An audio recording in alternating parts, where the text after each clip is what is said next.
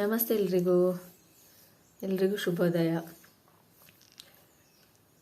Morning coffee tea ಏನಾದರೂ ಕುಡ್ಕೊಂಡ್ರ? ಇವತ್ತು ಬ್ರೇಕ್ಫಾಸ್ಟಿಗೆ ಏನು ಮಾಡ್ಕೋತಿದ್ದೀರಾ? ನಾನಿವತ್ತು ನೀರು ದೋಸೆ ಮಾಡ್ಕೋತಾ ಇದ್ದೇನೆ ಆ್ಯಂಡ್ ಚಟ್ನಿ.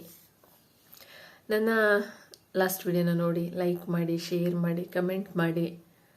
ಹೊಸದಾಗಿ ಸಬ್ಸ್ಕ್ರೈಬ್ ಮಾಡಿದವರಿಗೆ ನನ್ನ ಕಡೆಯಿಂದ ಧನ್ಯವಾದಗಳು. ಖಂಡಿತ ಈ ವಿಡಿಯೋನ ಫಸ್ಟ್ ಟೈಮ್ ನೋಡ್ತಿದ್ರೆ ಸಬ್ಸ್ಕ್ರೈಬ್ ಮಾಡಲಿಕ್ಕೆ ಮರಿಬೇಡಿ.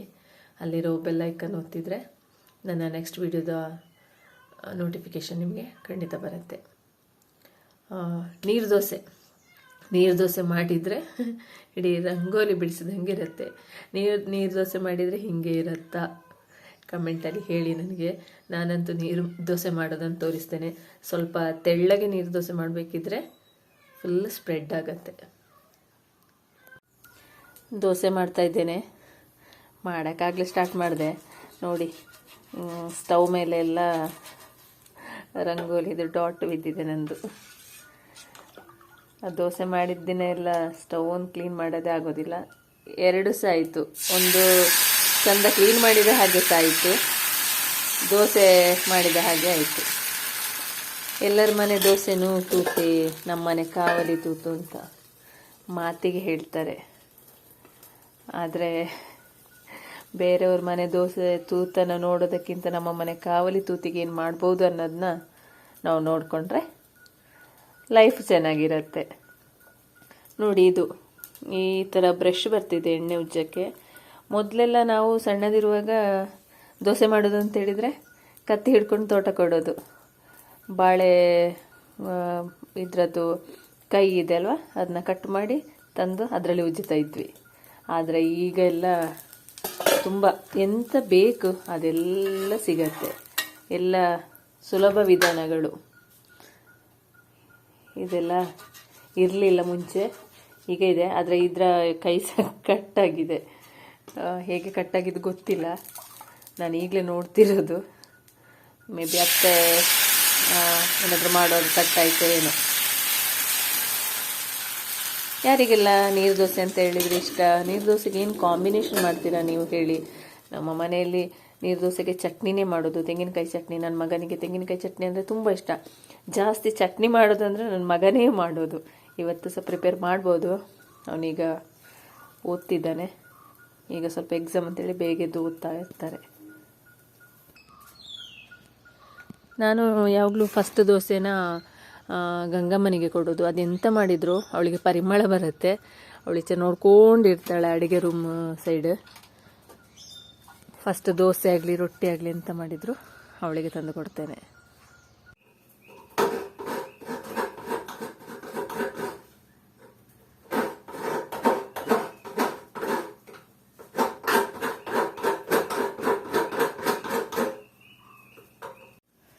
ಅಪ್ಪೊಂದು ಚಟ್ನಿ ರೆಡಿಯಾಗಿದೆ. ನೀರು ದೋಸೆ ಜೊತೆ ಚಟ್ನಿ. ಬಾಯ್.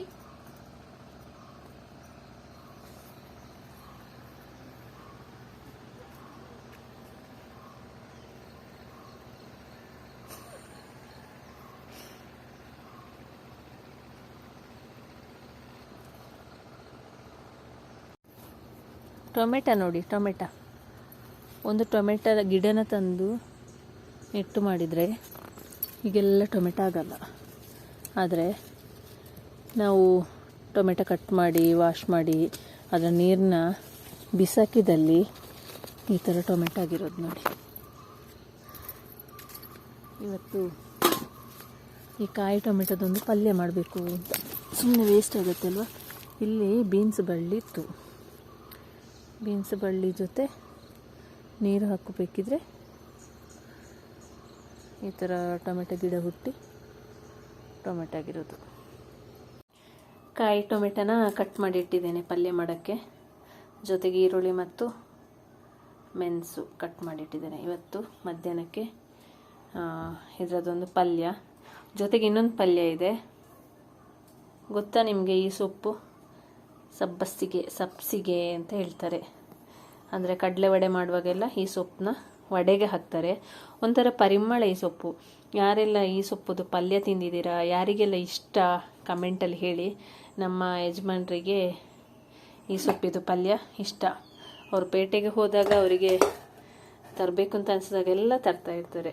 ಇದ್ರದ್ದೊಂದು ಕಟ್ ಮಾಡಿ ಪಲ್ಯ ಮಾಡಬೇಕು. ಜೊತೆಗೆ ಕಟ್ಟನ್ ಚಾಯ ನೋಡಿ, ಕೆಲಸದವರಿದ್ದಾರೆ. ಕೆಲಸದವರೆಲ್ಲ ಕೇರಳದವರು, ಹಾಗಾಗಿ ಅವರೆಲ್ಲ ಕಟ್ಟನ್ ಚಾಯನೇ ಕುಡಿಯೋದು. ಹಾಗಾಗಿ ಕಟ್ಟನ್ ಚಾಯ ರೆಡಿ ಆಗ್ತಾ ಇದೆ.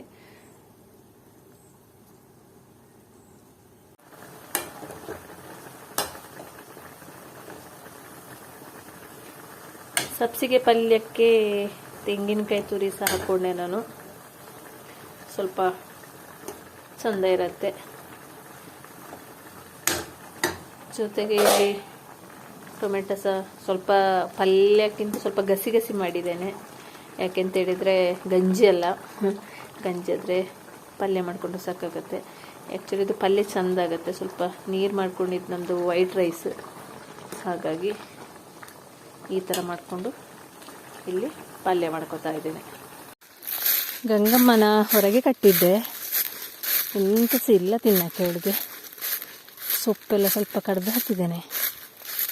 ಕರ್ಕೊಂಡು ಹೋಗೋಣ ಅಂತ ಬಂದೆ. ನೋಡ್ತಿದ್ದಾಳೆ ನನ್ನನ್ನೇ. ಗಂಗಮ್ಮ ಗಂಗಮ್ಮ ಚಲಗ ಗರ ಗರ ಚಲಗ ಹಾಂ ಚಲಗ ಸುತ್ತಿಕೊಂಡಿದ್ದಾಳೆ. ಈ ಥರ ಕಟ್ಟಿ ಹೋದರೆ ಇದೊಂದು ಕಷ್ಟ. ಇದ್ದಲ್ಲೆಲ್ಲ ಸುತ್ತಿಕೊಂಡು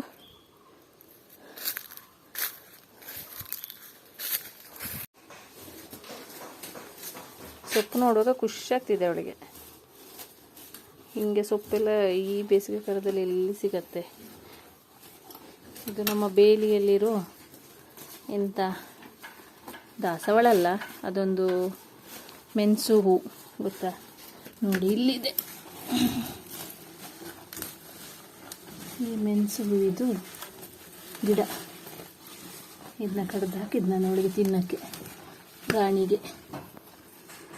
ಎಲ್ಲ ಕೆಲಸ ಮುಗಿಸಿ ಮನೆದು ನೈಟಿಗೂ ಅಡುಗೆ ಮಾಡಿಟ್ಟು ಬಂದಿದ್ದೇನೆ. ಯಾಕೆಂತೇಳಿದರೆ ಶಾಪಿಗೆ ಬಂದಿದ್ದೇನೆ. ಇನ್ನೂ ಹೋಗೋದು ನೈಟೇ. ಬುಧವಾರ ಆಲ್ಮೋಸ್ಟ್ ನಂದೇ ಡ್ಯೂಟಿ.